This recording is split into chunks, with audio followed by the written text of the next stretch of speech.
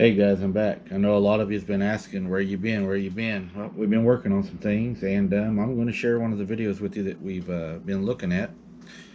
Another one I'm looking at goes a lot deeper than this. It's going to take some while to release it. It's a lot more research. I've been on it for weeks now.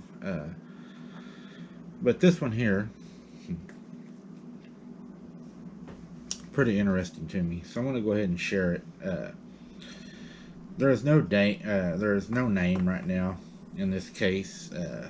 They're still not releasing a name. Um, October 25th, 2022 is when this incident occurred.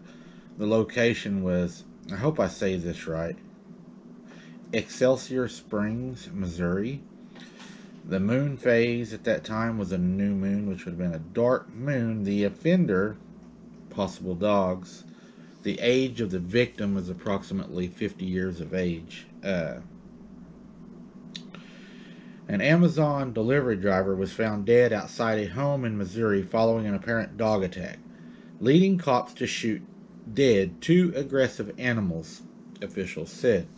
Now, when I first started reading this, I thought, well, it's possible that this could have happened because we worked a lot of reports of dog bites and stuff by, postal carriers, newspaper carriers, people out, doing their job, delivering papers, whatever. And they get bit by dogs because dogs are territorial and they don't want the people up in their yard. But as I dug further into this, man, there's something that really bothered me, and I want to see if it bothers you all as bad as it bothered me. According to the Ray County Sheriff's Office, deputies were called to a home off Highway 0, I guess is what they were talking about, in Excelsior Springs at around 7 p.m. Monday and discovered the victim dead in the front yard. Now, I want you to remember this. This guy is dead in the front yard of a residence, which is private property. Okay, that does not mean that the attack was justified, but we're going to go further, and I think y'all are going to see why I'm saying private property part. Deputies found the man's body outside the home with what looked like bite marks all over his body, Ray County Sheriff Scott Childers said. This is very common in all of the reports we have done, is bite marks all over the body. So I even went a little further as far as investigating dog attacks. Dogs do not bite all over your body. Dogs go for the upper part of the body, the throat, the head, and the face. None of the experts dispute that. That's where they go. My sister Sarah was attacked by a dog. It was a brutal attack. And the dog attacked her in the upper body and nowhere else. And this dog, I believe, meant to kill her. And she's lucky that she survived the attack. But these people are talking about bite marks all over their body, and I want to emphasize that because I want y'all to see what I want to talk about here in a second. That's why I'm saying all over, so remember that also. Neighbors reported that an Amazon van had been parked with its lights on at the residence for several hours, Sheriff Scott Childers said. So he was delivering early morning hours. It's at dusk. It's still pretty dark enough he's running these headlights. We know that most predators hunt in the early morning, late evening. It's also whenever animals move. I'm an avid hunter. I've been in the woods all my life. And dusk and dawn are usually when you kill your animals, but it's also usually when you see the predators moving also. The driver's injuries were consistent with an animal mauling, and two dogs were observed at the scene, reported Fox Fork of Kansas City. Deputies found two aggressive dogs near the victim's body. Officers shot one of the dogs, which then ran into the house through a dog door, according to Fox 4 Kansas City and the police report. Okay, I want to hold right there and talk to y'all a little bit about the aspect of an investigation in a crime scene. If this gentleman was in the front yard and he was dead, and they went to retrieve the body, and the owners were not home, they were gone on vacation, And this dog was aggressive toward him and trying to retrieve this guy, not knowing if he's dead, hurt, or whatever.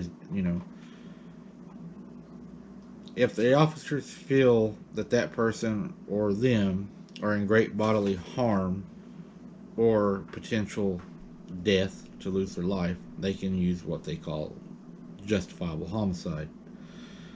So shooting the dogs at that point would not necessarily be illegal, but I know a lot of you dog lovers hate that. I hate that because that is the dog's yard. The dog is doing what the dog is supposed to do.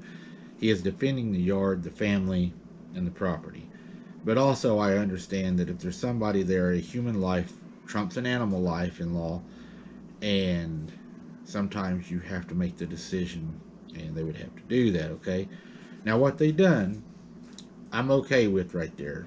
I would say that's justifiable, just my opinion. But as we go on, it gets, in my opinion, unjustifiable. Um, let's see, where was the part I wanted to show you? All evidence on the scene was collected, including the driver's remains and the two deceased dogs. An autopsy and a necropsy will be performed on the driver and the dogs within the next coming days, according to Childers.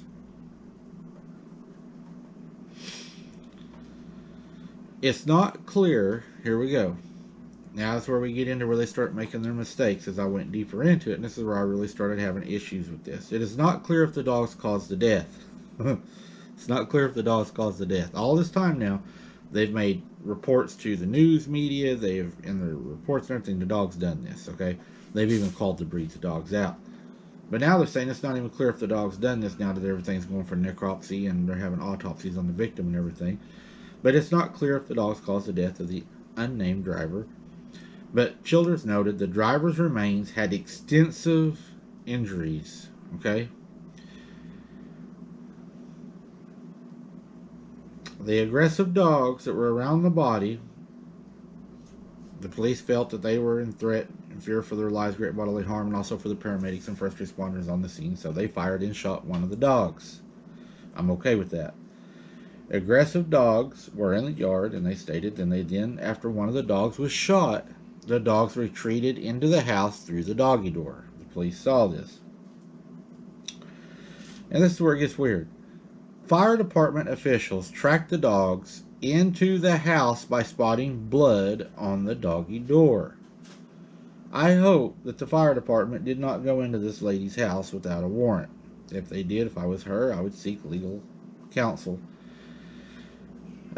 Which they know that there's going to be blood on the doggy door because the deputy already knows that he has shot one of the dogs and they retreated inside the house, which was what caused the deputy shooting one of the dogs. They're no longer a threat. Okay, now to me, whenever they go into the house after one of the dogs has been shot, the dogs at that point have retreated into the house. They're into their dwelling.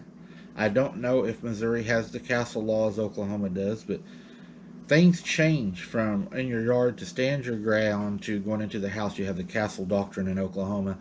I'm sure Missouri has something along those lines. But when those dogs went into that house, it got even more steeper, in my opinion, because they're not only left the yard, but they have went into the sanctuary of the home to where they're supposed to be legally protected. And what dogs do is protect the home. But here's the part. Officials then entered the home, okay?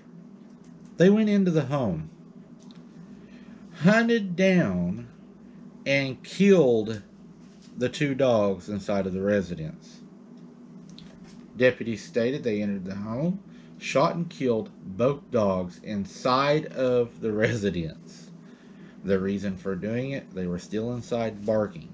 These dogs at that point, in my opinion, have become no more a risk. They're no more a threat. They have retreated. They are no more threatening their lives or anything. The deputies could have stood guard, watched that door while they did their work.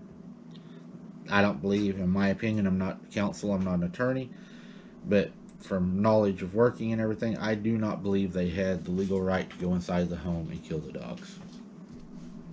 Childers, and if one of my men would have done it, they would have been reprimanded. Childers also said this is a very strange incident. Now he's starting to say it's very strange. Now here's what this is what threw me. Besides the illegal part, in my opinion. Some of the injuries do not line up with the dog attacks, and the amount of damage caused and the parts missing led them to believe that it may not be the animals in question that took the delivery driver's life. So the parts missing are human parts. The damage done to them, they said, do not line up with what a dog can do. Are the bites bigger? Are they larger? Are the teeth marks different? A preliminary investigation indicates that animal bites played a role in the Amazon worker's death, but the police department and the medical examiner declined to state what type of animal they believe now caused the injuries, but a medical examiner will make a final determination.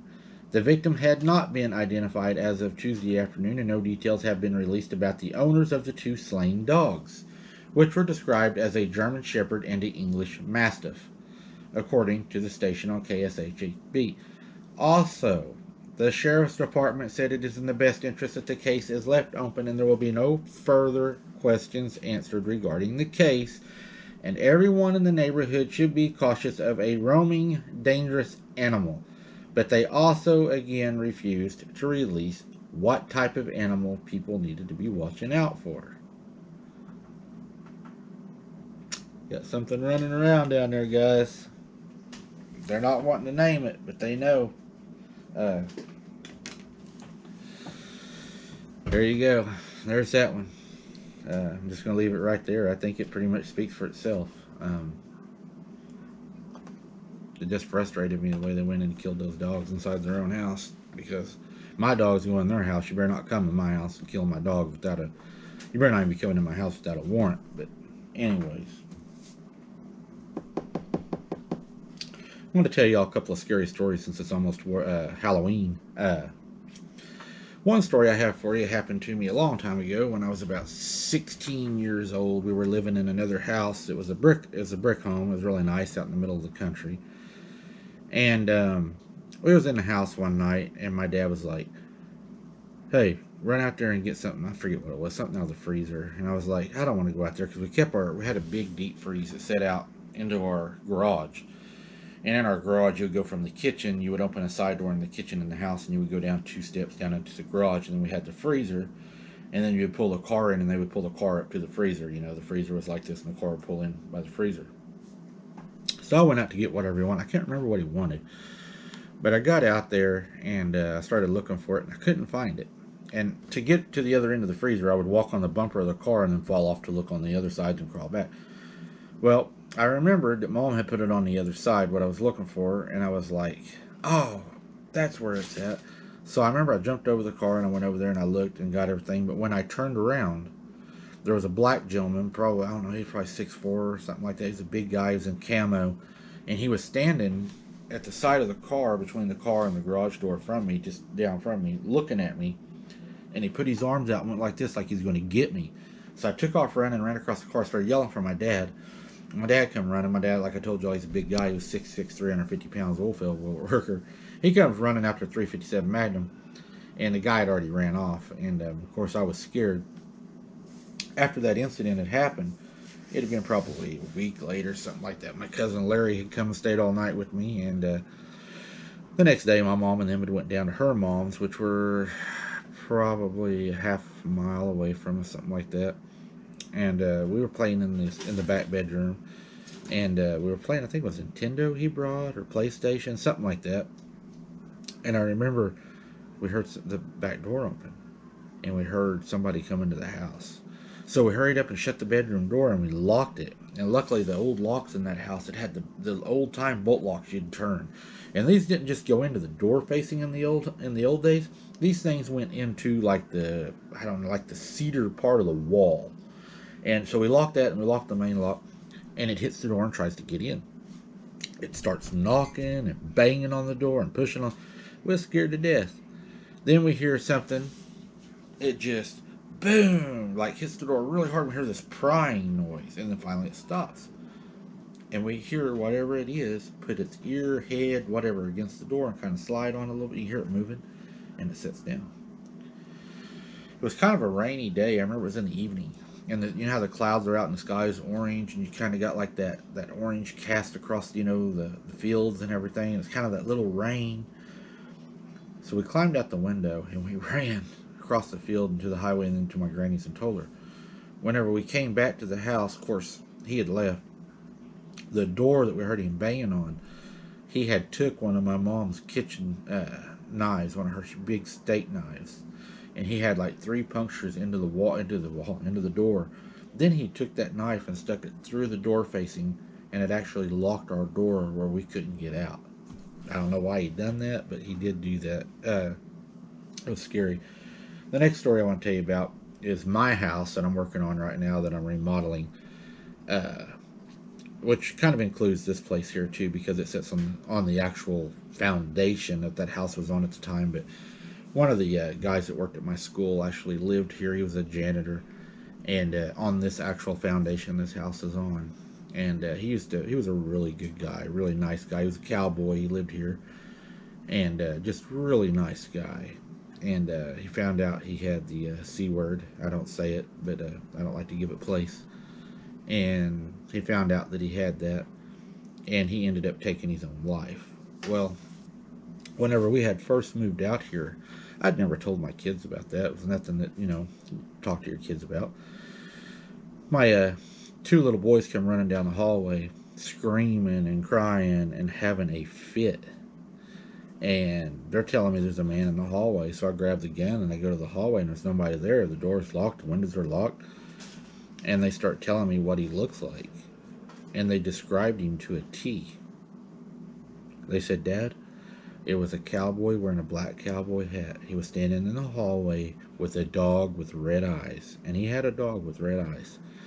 Or not red eyes, but he had a dog. And then the red eyes, I'm guessing, is maybe from it being dead or whatever they saw. But they were having a fit. And I knew that, two seeing the same thing at the same time, it's not coincidence. There's something there. And anyways, they had a big fit, and for them to know that, it would be impossible for them to know that at their age. I mean, was never even spoke about.